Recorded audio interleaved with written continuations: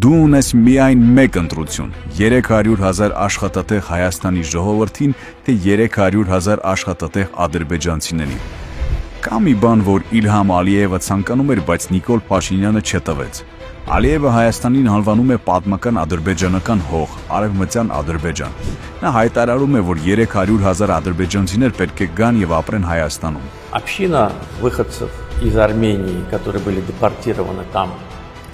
в конце 80-х, начало 90-х годов, азербайджанцев, порядка 300 тысяч, она обратилась официально к руководству Армении с тем, чтобы и для них были бы созданы такие условия для возвращения, для реинтеграции. Уже в Армении? Уже в Армении. То, что они были депортированы оттуда в начале 90-х годов,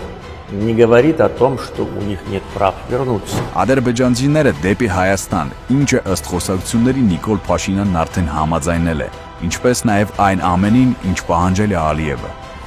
Ընտրելով Նիկոլ Փաշինյանին դու ընտրում ես Իլհամ Ալիևին։ Այսպիսով դու ո՞րն ես նախընտրում՝ 300,000 աշխատատեղ Հայաստանի ժողովրդին, թե 300,000 աշխատատեղ ադրբեջանցիներին։